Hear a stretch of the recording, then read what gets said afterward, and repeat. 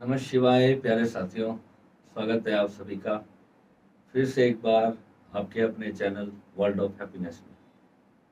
दोस्तों, आज का विषय गायत्री मंत्र के ऊपर मैं आप सभी के सामने लेकर के आया हूँ। आना क्यों पड़ा, इसकी वजह पहले बता देता हूँ।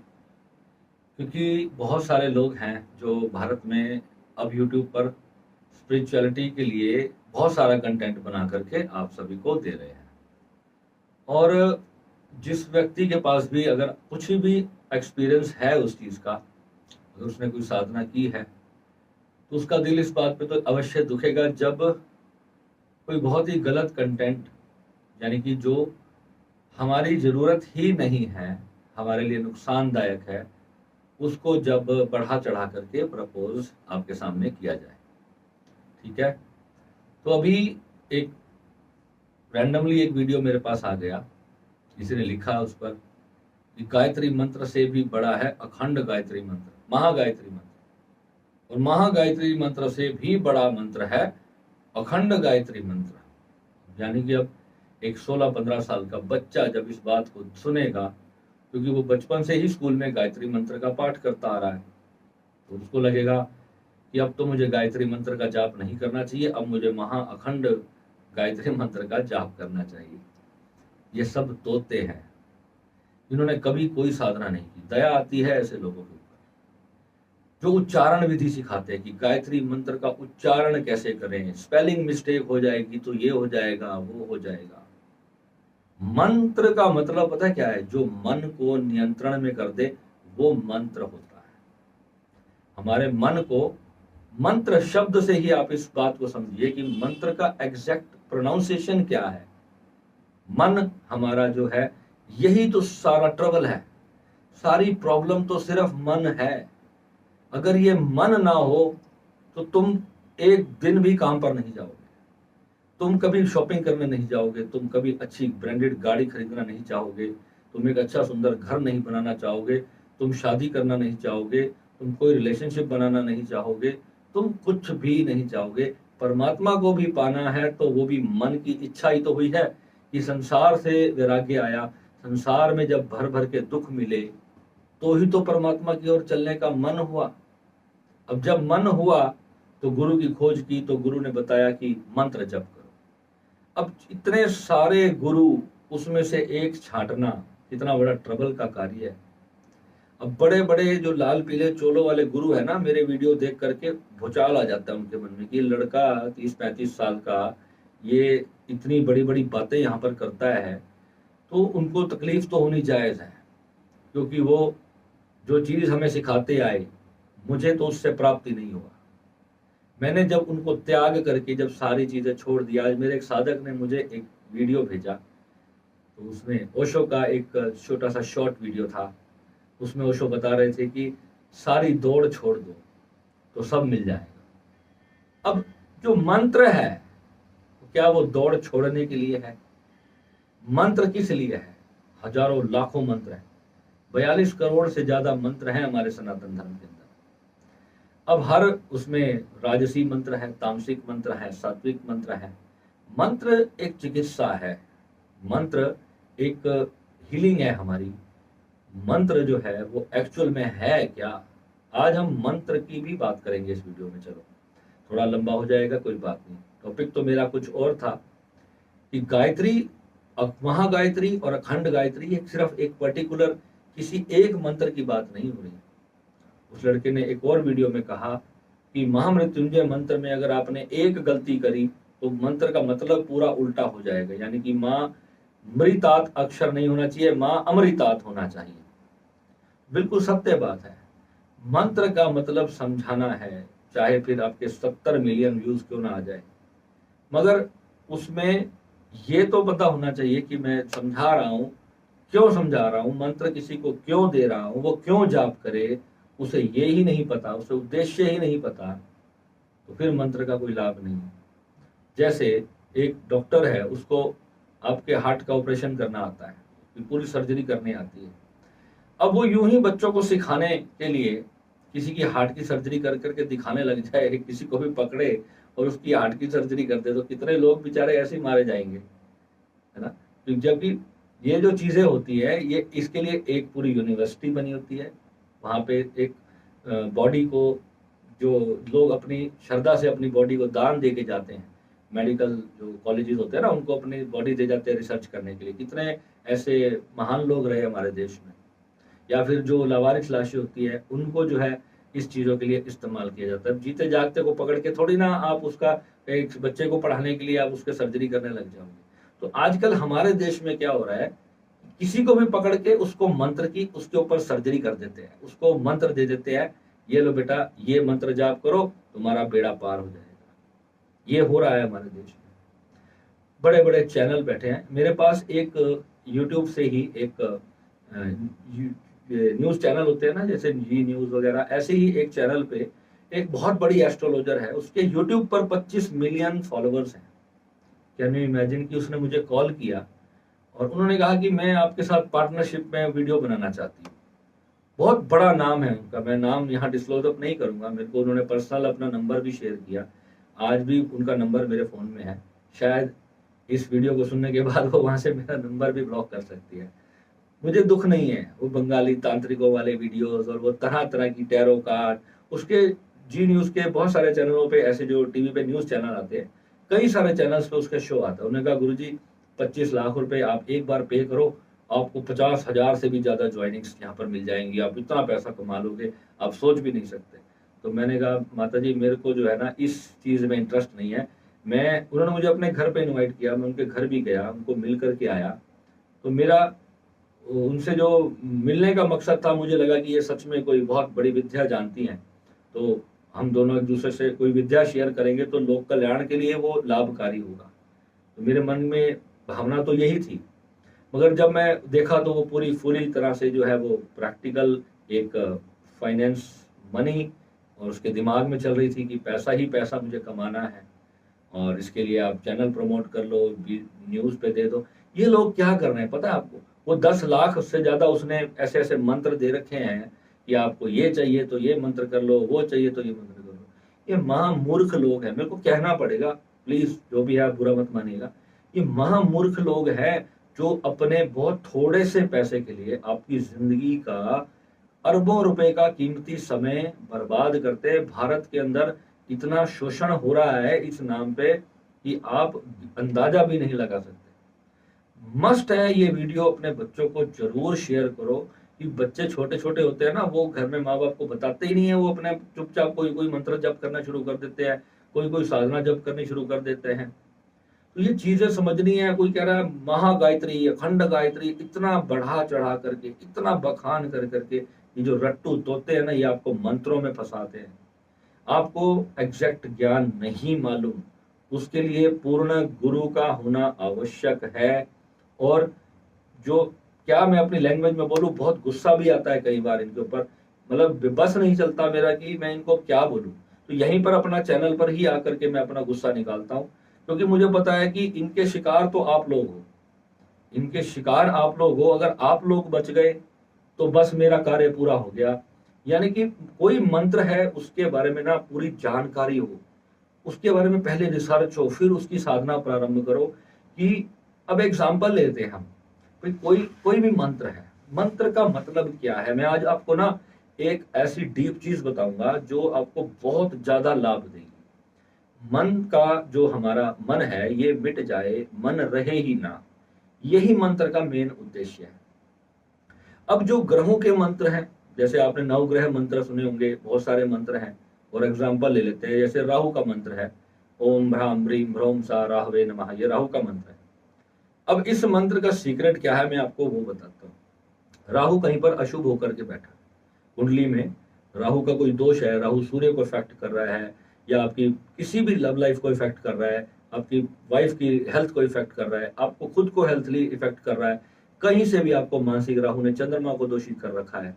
तो ये राहु को शुभ बनाने के लिए इस मंत्र के 1.25 लाख या 11 लाख या 21 लाख जप संकल्प द्वारा जाप किए जाएंगे। तो पहले पूर्ण विधि विधान से उसका संकल्प होगा। संकल्प होने के बाद मिनिमम मिनिमम मिनिमम 41 दिवस के अंदर ही आपको जो संकल्प है आपको पूरा करना है। यानी कि 41 से कम नहीं और 41 या 43 से ज्यादा नहीं।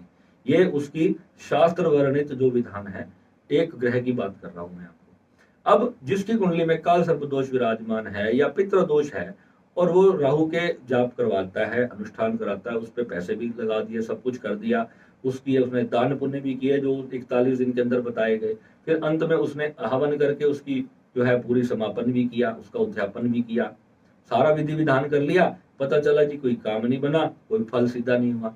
रीजन क्या है? काल सर्प दोष पहले कुंडली में खड़ा है। कोई भी जप, कोई भी साधना, कोई भी दान, कोई भी तप निरर्थक हो जाएगा, जीरो समाप्त हो जाएगा, उसका कोई फल मिलेगा नहीं। ये शास्त्रों में लिखा है।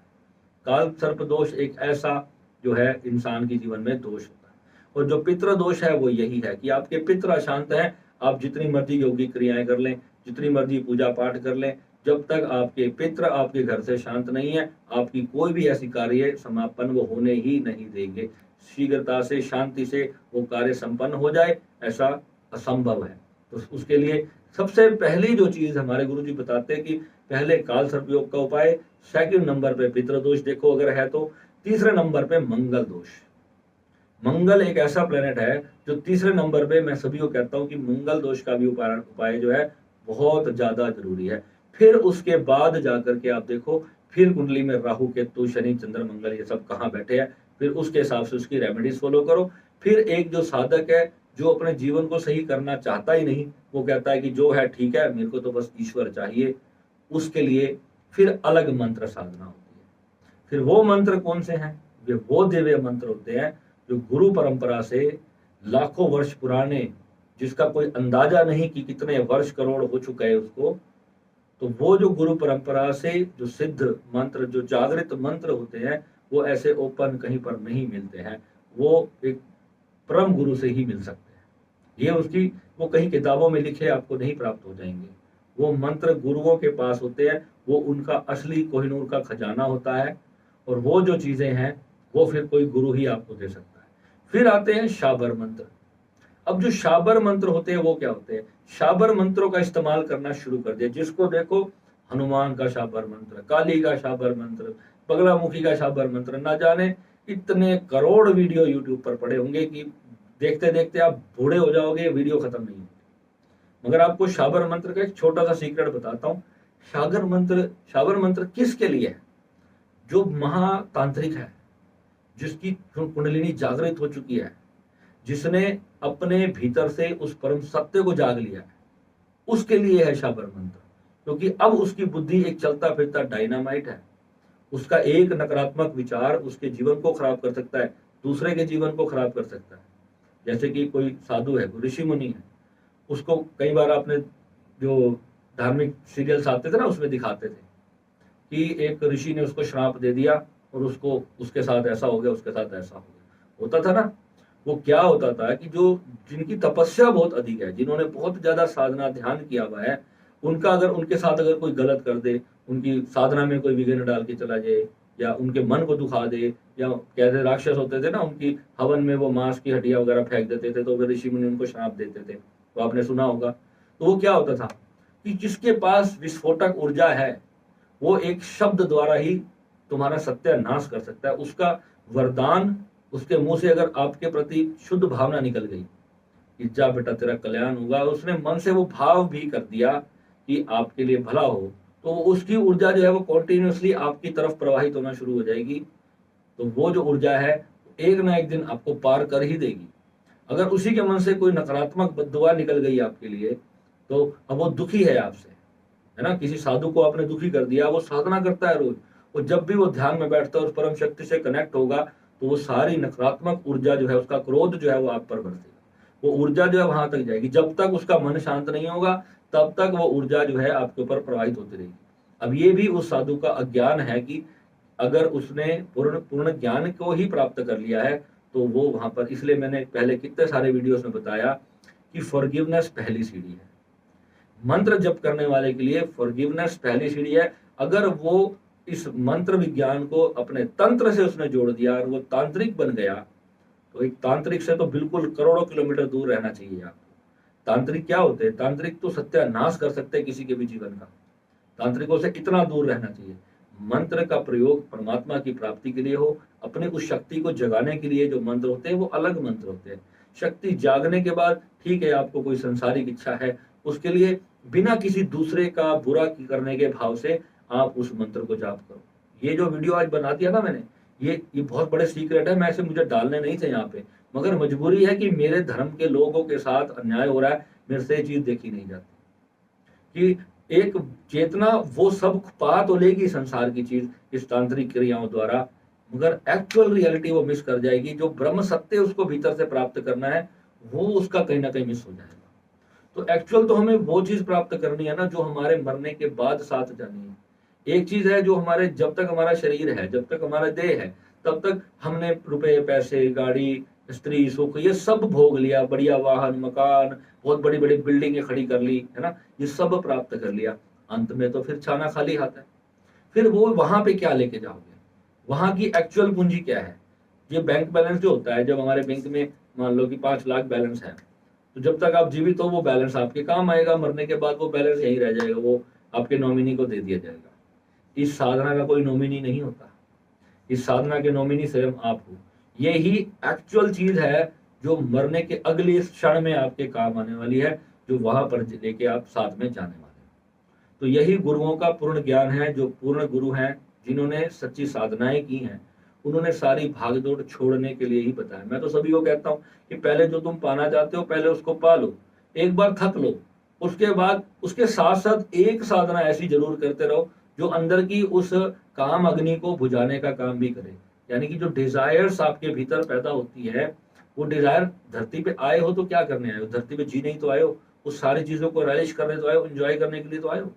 कोई व्यक्ति मुझसे कहता है गुरुजी मैं तो ड्रिंक करता हूँ, मैं कैसे साधना करूं। मैं कहता हूँ भाई तू 2 बार कर दिन में, 3 बार कर, पर 1 बार साधना कर।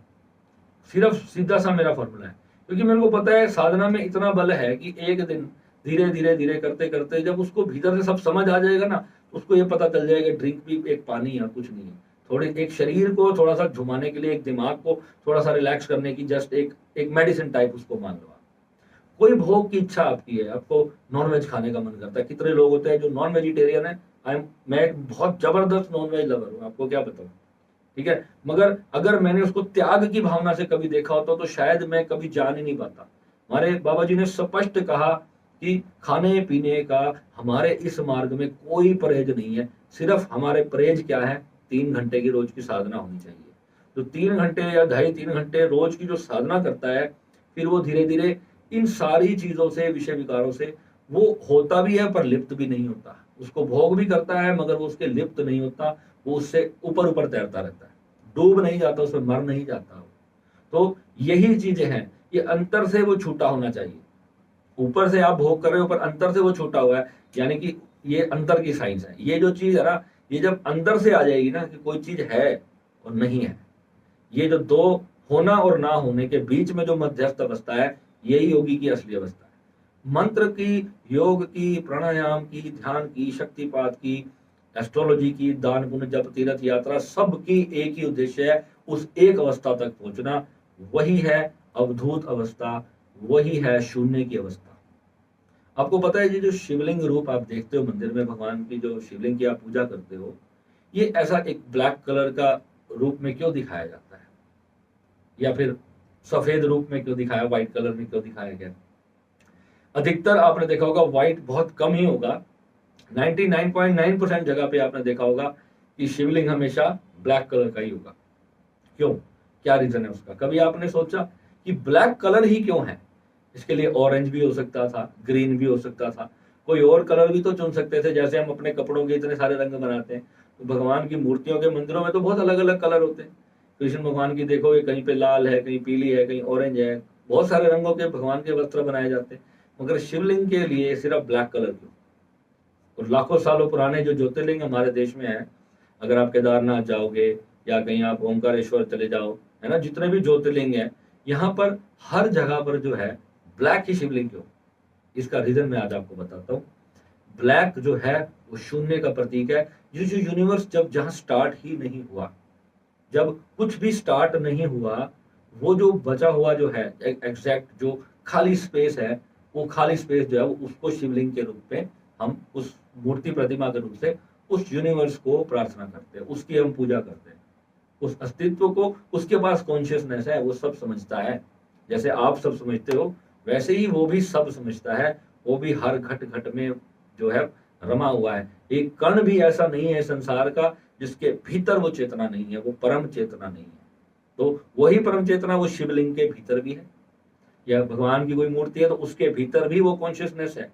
अगर वहां से शिवलिंग को हटा दोगे तो जो बीच में जो खाली स्पेस बचा वही तो है परमात्मा। वो जो पूरा आकाश अस्तित्व है वही तो है। मगर हम उसको एक रूप में बना करके हम उसको जब उससे कनेक्शन बनाते हैं, यानी उस पूरे समग्र से बात करने के लिए, उससे अपनी तार जोड़ने के लिए हम एक लिंग रूप उसको विराजमान करके जब उसको जल अर्पित करते हैं प्रेम भाव से कि प्रभु मैं आपको ये दूध अर्पित करता हूँ या जल अर्पित करता हूँ, पुष्प अर्पित करता हूँ, तो वो फील करता है। वो जागृत शिवलिंग है, वो जागृत है, तो वो फील करता है। उसमें प्राण प्रतिष्ठा करने से कोई नहीं होगा। प्राण प्रतिष्ठा तो हर कण में है, मगर जो भारी चीजें हैं उसमें इतनी चैतन्यता नहीं है कि वो चल फिर के भागने लग जाए। हम चेतन है, हम भाग रहे। तो जो प्राण है, जो सृष्टि के जो प्राण है, वो हर कण के अंदर है। लोहे के अंदर भी है, लकड़ी में भी है। हर चीज वस्तु बनी ही उसी से हुई है। जैसे आप किसी को कहेंगे कि एक कण को आप तोड़ते चले जाओ, उस मॉलिक्यूल को, उस एटम को, जो भी होते हैं वो सब तोड़ दो तो क्या बचेगा? अंत में वो गायब हो जाएगा। वो जो गायब हुआ वो क्या चीज थी? इतना बड़ा जो पहाड़ आप तोड़ना शुरू करो, अब हिमालय को तोड़ना शुरू करो, तोड़ते तोड़ते तोड़ते उसको पूरा पीस करके पूरा मिट्टी बना दो, फिर उस मिट्टी के जो कण होते हैं ना उसको भी तोड़ दो, फिर क्या बचेगा? बिग बैंग थ्योरी का वीडियो देख लो, क्या है वो टूटने के बाद क्या बच रहा है? ऊर्जा कहाँ गई? ये जो इतना बड़ा पहाड़ भी आपको दिखाई दे रहा था, जो चट्टान, ठोस चट्टान आपको दिखाई दे रही थी, अगर आप उसके लास्ट एटम को भी जब आप पूरी तरह से तोड़ दोगे तो बचता क्या है? फिर कुछ भी नहीं बचेगा। वो जो कुछ भी नहीं है ना, वही सब कुछ है, वही शिवलिंग है, उसी की हम पूजन करते हैं। तो वहां उस अवस्था में जब हम भीतर से, हमारे जो भीतर की जो कॉन्शियसनेस है, जब कोई प्रकाश ही नहीं है, वहां अंधकार ही है। वो हम अंदर से, हमारी जो सोल है वो भी अंधकार है। तो ये जो दरवाजा जब खुल जाएगा तो खुलने के बाद जो अनुभव होगा, उस अवस्था तक पहुंचने के लिए मन का हटना जरूरी है।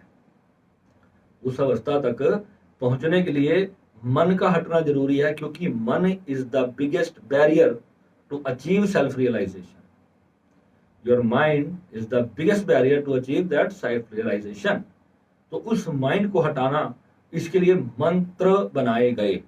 अब मंत्र आपका जो विचार, जो बुद्धि करती रहती है 24 घंटे, किसी चीज से आप कनेक्ट हो गए, गुस्सा आ गया किसी के ऊपर, अब उसी के बारे में सोच रहे हो। कल वो साधक मुझे यही कह रहा था, गुरुजी मैं जब भी साधना में बैठ रहा हूँ मुझे पास्ट याद आ रहा है। पास्ट याद क्यों आ रहा है? कहीं घात लगा हुआ है हृदय चक्र पे, वो व्यक्ति बैठ गया जिसने बुरा किया।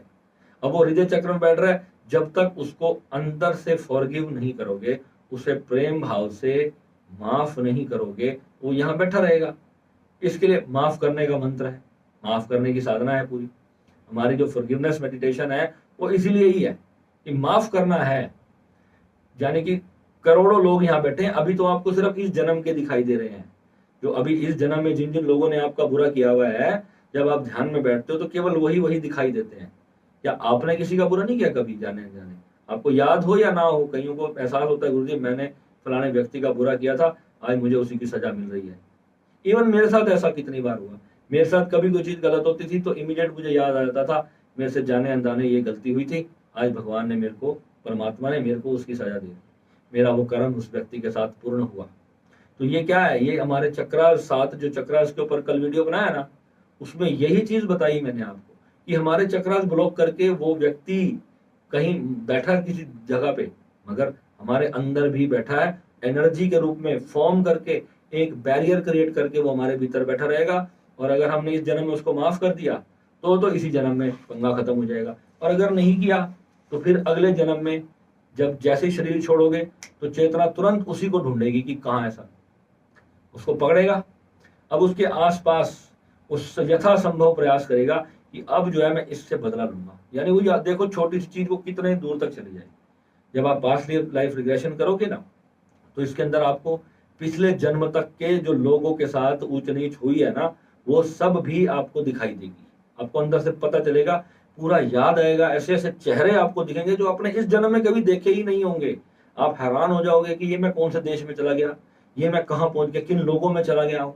वहां पर आपको याद आएगा, आप वो आपका मन वो भाषा बोल रहा होगा, आपको वो चीजें सुनाई देनी शुरू हो जाएंगी कि ये अंदर क्लियर चल रहा है। जब बैक जाओगे, खैर मैं नहीं चाहता कि कोई भी बाहर जाए बैक उसकी साधना करे, क्योंकि वो बहुत पछड़े वाले काम है। मगर जब कोई ऐसी कर्म आ जाता है लाइफ में जो रियली आपको स्टक कर देता है किसी चीज में, तब वो साधना मैं अवश्य आपको कहता हूँ कि आप सब करो।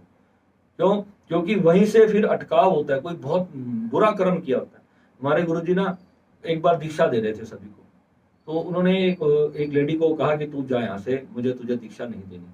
तो गुरुजी ने कहा, उसने पूछा भी क्यों नहीं देनी आपने? तो उन्होंने कहा बेटा अभी अभी आप ना सेवा करो और दान पुण्य करो जितना तुम कर सकते हो, और बाहर जाके गुरुद्वारे में मंदिरों में जहां भी तुम्हें मौका मिलता है जूते चप्पलों की सेवा करो तुम। तो उन्होंने कहा भाई गुरुजी मेरे को दीक्षा क्यों नहीं मिल सकती, मंत्र क्यों नहीं मिल सकता आपका, आप मुझे शिष्य के रूप में क्यों नहीं स्वीकार सकते? तो गुरु ने कहा नहीं अभी मैं आपको नहीं दूंगा। उन्हें 10 बार पूछा, तो फिर गुरुजी ने उनको बता दिया कि तुमने ना अबॉर्शन कराया हुआ है, तुमने भ्रूण हत्या किया, बच्चे को पेट में मारा है तुमने। तो वो औरत शर्मिंदा हो गई, उसको बहुत दुख हुआ कि गुरुजी मेरे से तो जाने अनजाने ये पाप हो गया, मैं क्या करूं? तो गुरुजी ने कहा बेटा हर पाप की सजा है, इसकी तो कोई सजा ही नहीं है, इसकी तो कोई माफी ही नहीं है, मैं क्या दे सकता हूँ? तो उन्होंने दीक्षा ही नहीं दी उनको। उन्होंने कहा भाई वो बहुत रोई, उन्होंने कहा अब मेरे लिए कोई तो मार्ग होगा, मैं कुछ तो करूं।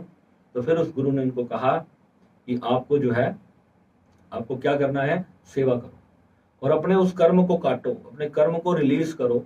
जितना तुमने उस चेतना जिसका तुमने जिसको आने से पहले तुमने मार दिया, अब वो तुम्हारे किसी कर्म को पूरा करने के लिए वो चेतना तुम्हारे गर्भ में आ रही थी। अब वो तुमने उसको गर्भ ही नहीं दिया। जब गर्भ ही नहीं दिया तो वो तुम्हारे आसपास ही घूम रही है कहीं पर। अब वो तुम्हारे को जब तुम्हारे आएगी, अब जब तुम मरोगे तो फिर उसके दोबारा फिर वो तुम्हारे साथ वो ऐसा कोई जन्म लेगी, फिर उसका जो तुम्हारे साथ लेन देन है वो पूर्ण होगा।